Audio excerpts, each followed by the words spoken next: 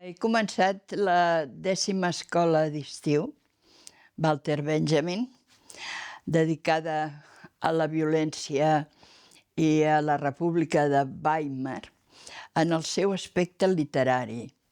És a dir, en aquesta època curta, breu, però intensíssima, com la literatura reflecteix la manera de pensar dels membres de la societat que la componen. La literatura no és més que un mirall de tot allò que passa a la societat.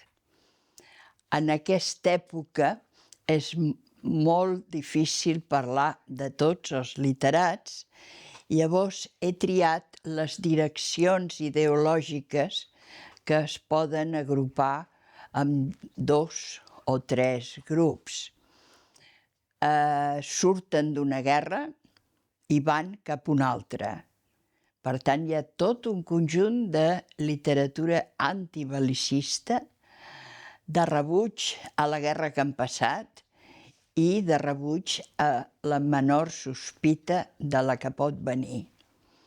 Aquesta literatura es basa en l'horror de la guerra, amb la sang i les imatges cruels dels morts i ferits que provoquen un horror i a través d'aquest horror es pretén aconseguir un rebuig.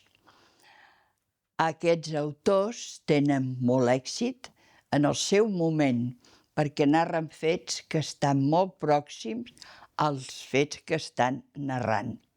Alguns d'aquests autors, la majoria, són soldats que hi van participar i els seus relats tenen un gran realisme.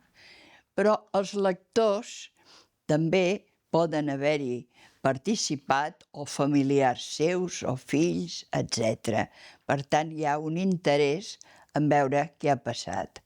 Amb el temps, aquesta visió es va diluint i aquesta literatura va afluixant en el sentit d'interès.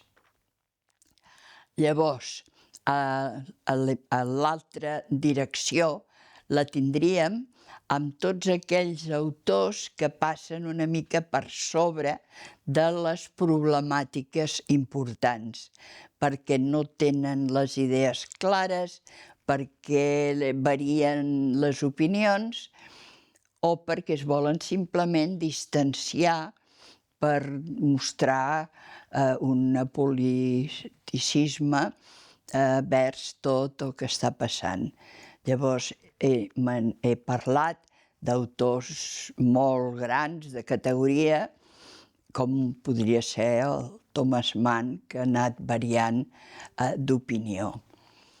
I llavors he tractat un tema molt controvertit, que és del gran escriptor, perquè és un gran escriptor, que és Ernst Junger, que ell defensa un militarisme, una filosofia de la guerra i una dedicació a l'esperit militar.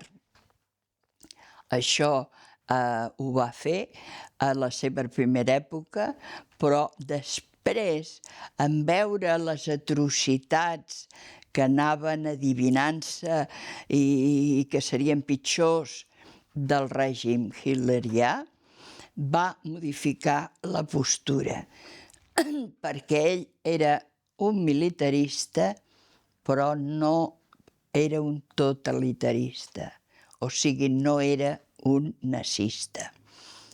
Això és un autor que avui en dia es pot llegir tranquil·lament i mantenir una reflexió i un estudi sobre aquests principis que té.